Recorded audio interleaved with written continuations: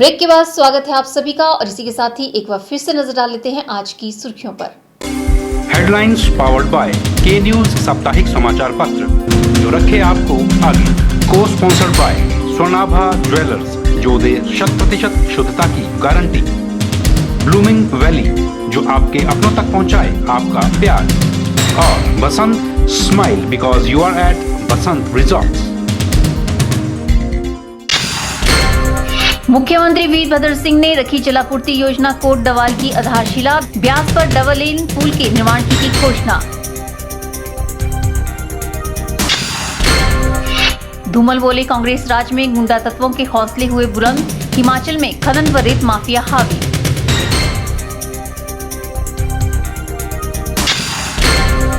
सरकाघाट के जिला परिषद सदस्य ने सीएम के दौरे पर उठाए सवाल। कहा चुनावी मौसम में मात्र जनता को लुभाने का कर रही है कार्य सरकार। और एक कार्यकारी अधिकारी के पास 4 नगर निकायों का जिम्मा। छुट्टियां न लेकर अपने काम में लगी हुई है ईओ उर्वशी वालिया। पर्यटन नगरी डलहौजी में उत्तरी भारत के मशहूर स्कूलों में एक 117 साल पुराने sacred heart senior secondary school में फेट का आयोजन किया गया। तहसीलदार डलहौजी पवन राणा ने फेट का शुभारंभ किया। खाने पीने की वस्तुओं के स्टॉल के साथ ही मनोरंजन का भी इस मेले में खास प्रबंध किया गया था, जिसका सभी बच्चों व अभिभावकों ने खूब आनंद लिया। इस मौके पर स्कूल की हेड गर्ल ने मुख्य अतिथि का स्वागत किया। स्कूल की principal sister Mary, school manager sister Stella भी इस मौके पर मौजूद रही। मुख्य अतिथि ने कार्यक्रम की सराहना की। उन्होंने छात्राओं के लगाए गए स्टॉल को देखा। इस फेट का आनंद लेने के लिए हजारों संख्या में लोग सेक्रेड हार्ट कॉन्वेंट स्कूल पहुंचे। कुल मिलाकर फेट में मेले जैसा माहौल बना रहा और बच्चों व पेरेंट्स के साथ अन्य लोगों ने भी खूब एंजॉय किया। स्कूल के छात्र छात्राओं द्वारा अपने हाथों से सभी को खाने का सामान परोसा जा रहा था। फेट के दौरान बच्चे काफी उत्साहित नजर आ रहे थे। फेट में स्कूल के प्रांगण को विभिन्न रंगों के टेंट से सजाया गया था। इस अवसर पर स्कूल की प्रिंसिपल सिस्टर मैरी ने कहा कि sacred heart senior secondary school 117 साल पुराना स्कूल है और स्कूल करीब 77 वर्षों से फेट का आयोजन करता आ रहा है। उन्होंने कहा कि पढ़ाई के साथ साथ इस तरह के आयोजन भी स्कूल में होने चाहिए। इस तरह के आयोजन का बच्चे भी खूब आनंद लेते हैं। उन्होंने कहा कि फेट मेला नो प्रॉफिट नो लॉस पर होता है, जिसमें जो भी आय होती है उसे किसी गरीब बच्चे की मदद के लिए लगाया जाता है या इस पैसे को राष्ट्रीय आपदाओं में सहयोग करते हैं। उन्होंने लोगों व अभिभावकों का धन्यवाद किया जिन्होंने इसमें अपना योगदान दिया। ये एनुअल फेस्ट का मतलब ये है, हम 2 साल में एक बार करते हैं। वो हम ये मनी जो कुछ कलेक्ट करते हैं वो हम गरीबों को के लिए, उनको मदद करने के लिए, उनका शादी वगैरह, उनका घर बनाने का सभी जो कुछ ज़रूरत है हम ये मनी से उन्हें मदद करते हैं। और हम इतना बहुत खुशी है, इतना अच्छा फेस्ट हम यहाँ पर चला रहे हैं। Parents very very happy and then they are telling that हर एक साल इसको चला दो। इस तरह का बहुत खुश बच्चे, उससे भी खुश पेरेंट्स, बहुत खुश। सो हम सभी को धन्यवाद देना चाहते हैं, सभी का कोऑपरेशन के लिए और अपना सहयोग हमें दिया है ये फेस्ट को सफलता करने के लिए। So God bless you, thank you. सभी बच्चों व अभिभावकों ने फेट मेले का खूब आनंद लिया। इस अवसर पर बच्चों ने अध्यापकों के साथ मिलकर खाने पीने के स्टॉल लगाए थे। खाने पीने की वस्तुओं के स्टॉल के साथ ही मनोरंजन का भी इस मेले में खास प्रबंध किया गया। बच्चों द्वारा अलग अलग तरह के गेम्स अपने स्टॉल पर लगाकर बच्चों को आकर्षित किया गया, जिसमें tambola, lucky number, Mickey mouse जैसी गेम्स में बच्चों ने भाग लिया। वहीं छात्रों व अभिभावकों ने तंबोला भी खेला। के चैनल के लिए डलहौजी से बॉबी सिंह की रिपोर्ट। वल्लभ कॉलेज मंडी में इस सत्र से वी वॉक कोर्स के तहत 2 विषयों को शामिल किया गया है। इस सत्र में कॉलेज में टूर एंड ट्रैवल व रिटेल मैनेजमेंट विषयों को वी वॉक कोर्स में शामिल किया गया है। प्रत्येक विषय में 40 सीटें भरी जाएंगी। इसके लिए कॉलेज द्वारा लेक्चर हॉल का प्रबंध कर लिया गया है। वो IIT द्वारा कॉलेज को वापस किए भवन पर इन विषयों के लिए लैब का प्रबंध किया जा रहा है। इन 2 विषयों के लिए अध्यापकों की नियुक्ति की गई है व अन्य अध्यापकों को भी जल्द तैनात किया जाएगा। बता दें कि पिछले सत्र में भी महाविद्यालय में वी वॉक कोर्स के लिए आवेदन मांगे गए थे, लेकिन पर्याप्त आवेदन न आने के कारण कॉलेज में वी वॉक कोर्स शुरू नहीं हो पाया था। इन विषयों में विद्यार्थियों की रुचि बढ़ाने व उन्हें आर्थिक सहायता के तौर पर प्रोत्साहन राशि प्रदान की जाएगी। वी वॉक में मेरिट आधार पर दाखिला प्राप्त करने वाले विद्यार्थियों को कौशल विकास निगम द्वारा प्रतिमाह 1000 रुपए छात्रवृत्ति दी जाएगी। मंडी कॉलेज में MSc का इंतजार कर रहे विद्यार्थियों को अब अगले सत्र तक इंतजार करना पड़ेगा। इस सत्र में MSc को शुरू नहीं किया जा रहा है। आगामी विधानसभा चुनावों के लिए कॉलेज का भवन निर्वाचन आयोग द्वारा 1 वर्ष के लिए ले लिया गया है। जिस कारण आधारभूत ढांचे की कमी के चलते कॉलेज में एमएससी शुरू नहीं हो पाएगी। अगले सत्र से 4 विषयों में एमएससी शुरू की जाएगी। कॉलेज में छात्रों को नए सत्र में फीस जमा करवाने के लिए लाइनों में नहीं लगना पड़ेगा। अब छात्र नए शैक्षणिक सत्र 2017-18 में छात्र अब ऑनलाइन ही फीस जमा करवा सकेंगे। जानकारी के अनुसार कॉलेज प्रशासन ने इसके लिए एक बैंक के साथ टाई अप किया है। बैंक अधिकारियों द्वारा कॉलेज प्रशासन को इसका डेमो दिखाया जाएगा। ऑनलाइन फीस स्ट्रक्चर के लिए कॉलेज प्रबंधन ने वेब पेज भी तैयार कर लिया है। इसमें अब छात्रों को प्रोस्पेक्टस भी ऑनलाइन ही उपलब्ध हो पाएंगे। ब्यूरो रिपोर्ट, के चैनल। मनाली लेह मार्ग के सरचू पर्यटन स्थल में रौनक लौट आई है। मनाली लेह मार्ग के बहाल होने के सप्ताह बाद व्यवसायियों ने सरचू में टेंट लगाने शुरू कर दिए हैं। अक्टूबर महीने के बाद सुनसान पड़े पर्यटन स्थल में सैलानियों का आना जाना शुरू हो गया है। हिमाचल का अंतिम पर्यटन स्थल सरचू मनाली लेह के बीच सफर करने वाले सैलानियों की पिछले 2 दशकों से सबसे पसंदीदा सैरगाह बन गया है। लेह आने जाने वाले अधिकतर सैलानी सरचू में ही रात्रि ठहराव कर रहे हैं। इस बार रोहतांग दर्रे सहित बारालाचा दर्रे में सड़क किनारे लगे बर्फ के ढेर पर्यटकों को खूब आकर्षित कर रहे हैं। सरचू में टेंट लगाने वाले व्यवसायी का कहना है कि सरचू में 7 महीने बाद रौनक लौट आई है। लेह की ओर जाने वाले सैलानी रात को सरचू में ठहरना पसंद करने लगे हैं। वहीं बीआरओ ने 224 किलोमीटर लंबे इस मनाली लेह के सरचू मार्ग की सड़क चौड़ाई का अधिकतर काम पूरा कर लिया है तथा मेटलिंग का भी 70% काम पूरा कर लिया है। अब शीघ्र ही सैलानी मनाली लेह मार्ग में सुहाने सफर का आनंद ले सकेंगे। ब्यूरो रिपोर्ट, के चैनल। राष्ट्र के विकास में कर्मचारियों और मजदूरों की अहम भूमिका है और कांग्रेस पार्टी हमेशा से ही कर्मचारियों के हितों में काम करती आई है। यह बात सामाजिक न्याय एवं अधिकारिता मंत्री कर्नल धनीराम शांडिल ने सोलन में आयोजित की गई इंटक के बैनर तले पीडब्ल्यूडी एवं आईपीएच चतुर्थ एवं तृतीय श्रेणी कर्मचारियों की बैठक की अध्यक्षता करते हुए कही। सोलन के कांग्रेस भवन में इंटक के बैनर तले हिमाचल पीडब्ल्यूडी एवं आईपीएच चतुर्थ एवं तृतीय श्रेणी कर्मचारियों की बैठक का आयोजन किया गया। बैठक की अध्यक्षता सामाजिक न्याय एवं अधिकारिता मंत्री कर्नल धनीराम शांडिल ने की। इस अवसर पर मंत्री कर्नल धनीराम शांडिल के कांग्रेस भवन पहुंचने पर यूनियन के सदस्यों द्वारा जोरदार स्वागत किया गया। यूनियन के प्रदेश सचिव सुजीत राणा ने मंत्री को शॉल, टोपी व स्मृति चिन्ह देकर सम्मानित किया।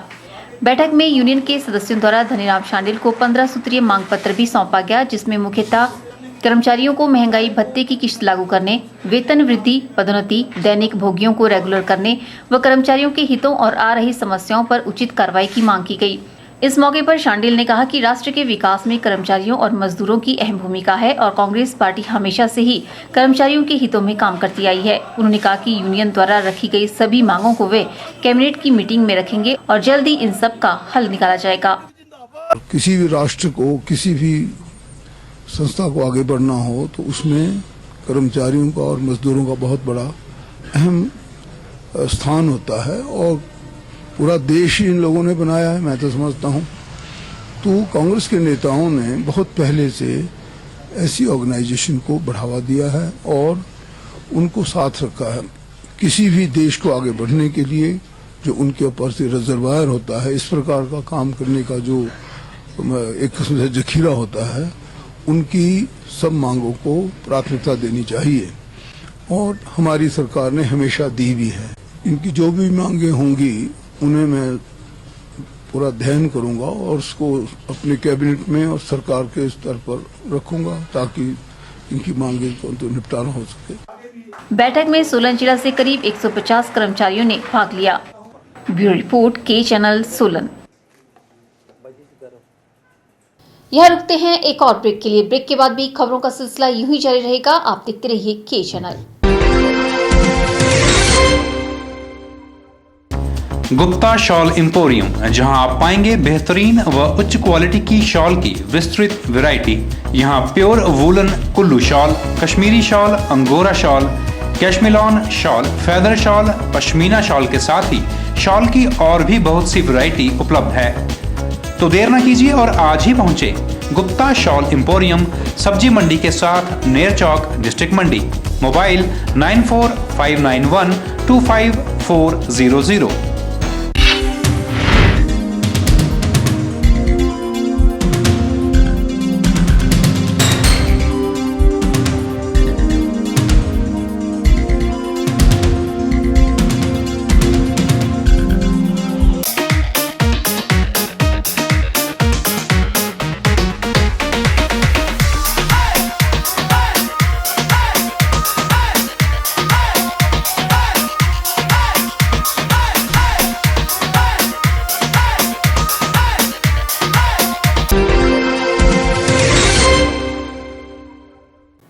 जिला के सरकाघाट से वार्ड सजाव पिपलू से जिला परिषद सदस्य कामरेड भूपेंद्र सिंह ठाकुर ने प्रदेश के सीएम वीरभद्र सिंह के सरकाघाट दौरे को लेकर सवाल उठाए हैं। भूपेंद्र सिंह ने मुख्यमंत्री वीरभद्र सिंह के धर्मपुर दौरे को मात्र जनता को चुनावी वर्ष में लुभाने और मात्र वोट बैंक बनाने से प्रेरित करार दिया है। भूपेंद्र ने प्रदेश सरकार के मुखिया वीरभद्र सिंह से सरकाघाट के धर्मपुर में की गई सभी घोषणाओं को बिना बजट और कोरी माना है। भूपेंद्र ने प्रदेश सरकार के द्वारा धर्मपुर में किए शिलान्यास और उद्घाटनों पर सवाल उठाते हुए मीडिया के माध्यम से सवाल किए हैं कि जिन कार्यों को 20-20 वर्ष पहले शुरू किया गया था वो आज तक शुरू ही नहीं हो सके हैं, जो प्रदेश सरकार की नाकामियों को साफ दर्शाते हैं। अब इन्हीं नाकामियों को छुपाने के लिए प्रदेश सरकार यहाँ की जनता को बहलाने के लिए इस तरह के कार्यक्रमों का आयोजन कर रही है। केवल चुनाव को ध्यान में रखते हुए, क्योंकि 3-4 महीने के बाद चुनाव होने हैं, उन चुनावों को ध्यान में रखते हुए सारा का जो घोषणा है वो केवल कोरी घोषणा है, केवल वोटर को बरगलाने के लिए, अपनी तरफ आकर्षित करने के लिए है। तो मैं ये मांग करना चाहता हूं मीडिया के माध्यम से कि जो भी घोषणाएं की गई हैं उनको यथाशीघ्र जो है जो सरकार है उसके लिए बजट का प्रावधान करे। कामरेड भूपेंद्र सिंह ने प्रदेश सरकार से मांग की है कि अगर प्रदेश सरकार को सरकाघाट की जनता की इस चुनावी मौसम में इतनी ही परवाह है तो जो कोरी घोषणाएं मुख्यमंत्री वीरभद्र सिंह ने यहां की जनता का विश्वास जिताने के लिए की है, उनके लिए जल्द बजट का प्रावधान करके उन्हें जल्द धरातल पर उतारा जाए। ब्यूरो रिपोर्ट, के चैनल। हिमाचल प्रदेश के शहरी निकायों में कार्यकारी अधिकारियों की भारी कमी चल रही है। आलम यह है कि एक कार्यकारी अधिकारी को 4-4 नगर निकायों के कार्य संभालना पड़ रहा है। ऐसे में अंदाजा लगाइए कि शहरों के विकास की रूपरेखा कैसे तैयार की जाएगी। एक तरफ राज्य सरकार प्रदेश के शहरी क्षेत्रों में विकास करवाने का दम भरती है, तो दूसरी तरफ इन नगर निकायों को चलाने का दायित्व संभालने वाले कार्यकारी अधिकारियों के पदों को सरकार भरना ही भूल गई है। हिमाचल प्रदेश में नगर निकायों की संख्या 54 है, जिनमें 2 नगर निगम, 31 नगर परिषदें और 21 नगर पंचायतें हैं। नगर निगमों को छोड़ दिया जाए तो 52 नगर निकायों में कार्यकारी अधिकारियों की भारी कमी चल रही है। मुश्किल से 20 के करीब कार्यकारी अधिकारी इन नगर निकायों का दायित्व संभाल रहे हैं। मंडी जिला की अगर बात करें तो मंडी जिला में 7 नगर निकाय हैं, जिनमें से 3 नगर परिषदें और 4 नगर पंचायतें हैं। यहाँ 4 नगर निकायों का दायित्व तो इकलौती कार्यकारी अधिकारी उर्वशी वालिया ही संभाल रही है। उर्वशी वालिया के पास 2 नगर परिषदें और 2 नगर पंचायतें हैं। नगर परिषद मंडी में उर्वशी वालिया की पोस्टिंग है, जबकि नगर परिषद नेरचौक, नगर पंचायत रिवालसर और नगर पंचायत सरकाघाट का इनके पास अतिरिक्त दायित्व दिया गया है। उर्वशी वालिया 6 वर्षों से नगर पंचायत रिवालसर का अतिरिक्त कार्यभार देख रही थी। इससे भी जब सरकार का मन नहीं भरा तो 1.5 वर्ष पहले इन्हें नवगठित नगर परिषद नेरचौक का भी कार्यभार सौंप दिया गया और 6 महीने पहले नगर पंचायत सरकाघाट की जिम्मेदारी भी सौंप दी गई। ये तो लगभग सरकाघाट का ही मुझे मिला है। रिवालसर का तो मेरे पास कम से कम 6 साल हो गए हैं और नेरचौक का भी पिछले 1.5 साल से मेरे पास है और जो उससे पहले सुंदरनगर मेरे पास था, लेकिन सरकाघाट जो भी पिछले 2-3 महीनों से मेरे पास है। उर्वशी वालिया कभी नगर परिषद मंडी में मौजूद रहती हैं तो कभी नेरचौक, रिवालसर या फिर सरकाघाट में। पूरा महीना इसी प्रकार की भागदौड़ में बीत जाता है और वेतन मिलता है सिर्फ एक ही पद का, जबकि काम 4 पदों का लिया जा रहा है। उर्वशी वालिया बताती हैं कि उन्होंने कभी छुट्टी नहीं ली और नगर निकायों में जनता के कार्यों को ही निपटाने में लगी हुई है। बहुत दिक्कत भी होती है, लेकिन मैंने सामंजस्य बिठाया है। मैं छुट्टी नहीं करती, सबसे बड़ी बात मैं छुट्टी नहीं करती। अगर मैं आधा दिन एक कमेटी को देती हूँ तो आधा दिन मैं वापस अपने उस दफ्तर में आती हूँ जहाँ से मुझे तनख्वाह मिलती है। तो मैंने इस तरह का तालमेल बना रखा है कि मैं उनको भी सफर नहीं होने देती। और मेरे ख्याल से जब से मेरे पास 4 जगह के चार्ज हैं, मंडी मेरी पोस्टिंग है और सरकाघाट, रिवालसर, नेरचौक मेरे पास 3 और यूएलबीज हैं, तो मैं इनका तारतम्य बना के रखती हूँ।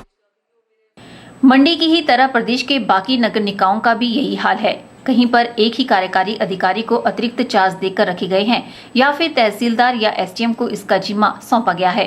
अब ऐसे में बड़ा सवाल है कि क्या नगर निकायों में अधिकारियों और कर्मचारियों की इतनी कमी के बाद स्मार्ट सिटी और अमृत सिटी जैसे सपने देखे जा सकते हैं। ब्यूरो रिपोर्ट, की चैनल।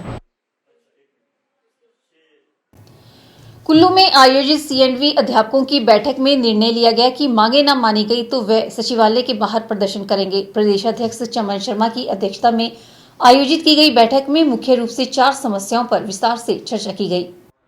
जिला परिषद भवन कुल्लू में अध्यापकों की विभिन्न समस्याओं पर चर्चा की गई। बैठक में सभी पदाधिकारियों ने निर्णय लिया कि यदि शीघ्र ही उनकी समस्याओं को हल नहीं किया गया तो 3 जुलाई को सचिवालय के बाहर प्रदर्शन किया जाएगा। हिमाचल प्रदेश C&B अध्यापक संघ की राज्य स्तरीय बैठक प्रदेश अध्यक्ष चमन शर्मा की अध्यक्षता में आयोजित की गई। बैठक में अध्यापकों की विभिन्न समस्याओं पर विस्तार से चर्चा की गई। अध्यक्ष चमन शर्मा ने बताया कि वर्ष 2015 के बाद हिमाचल प्रदेश में नई मिडिल स्कूलों में C&B अध्यापकों के पद नहीं भरे गए हैं। इस कारण अध्यापकों के सैकड़ों पद रिक्त पड़े हैं। संघ ने सरकार और शिक्षा विभाग से मांग की है कि मिडिल स्कूल प्रभारी उसी अध्यापक को बनाया जाए जो नियमित हो। अनुबंध आधार पर या PTA पर नियुक्त अध्यापकों को स्कूल प्रभारी नहीं बनाया जाए। बैठक में C&B शिक्षकों के स्थानांतरण कोटे को 1% से बढ़ाकर 5% करने की मांग की गई। बैठक में 20 वर्ष के सेवाकाल के बाद मिलने वाली इंक्रीमेंट की पहली किश्त 15 साल के बाद देने की मांग उठाई गई। संघ के अध्यक्ष चमन शर्मा ने बताया कि बैठक में जिन मुद्दों पर चर्चा की गई है उनका एक एजेंडा तैयार कर प्रदेश सरकार और शिक्षा विभाग को सौंपा जाएगा।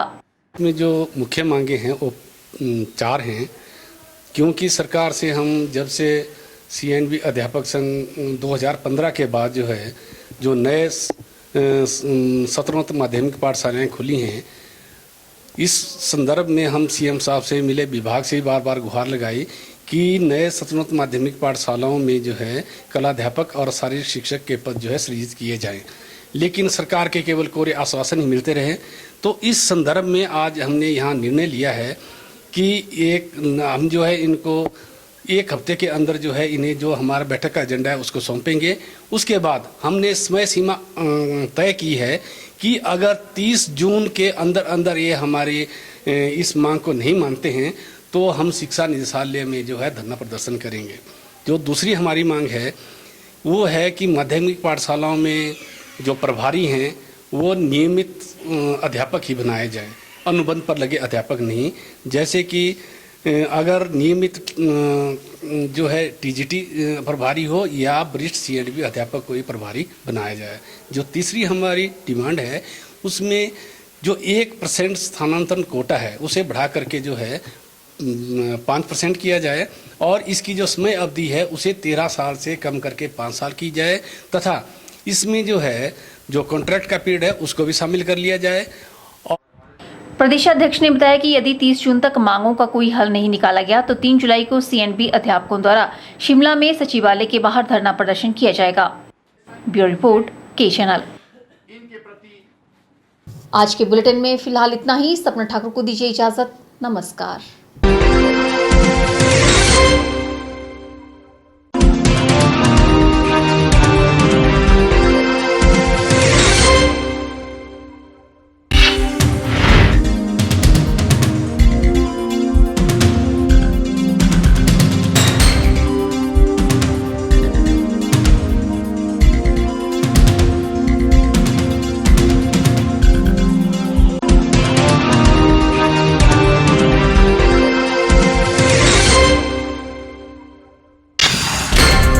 मुख्यमंत्री वीरभद्र सिंह ने रखी जलापूर्ति योजना कोट डवाल की आधारशिला। ब्यास पर डबल लेन पुल के निर्माण की घोषणा।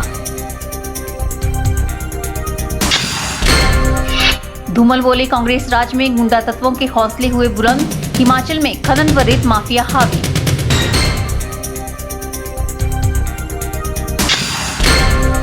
सरकाघाट के जिला परिषद सदस्य ने CM के दौरे पर उठाए सवाल। कहा चुनावी मौसम में मात्र जनता को लुभाने का कर रही है कार्य सरकार।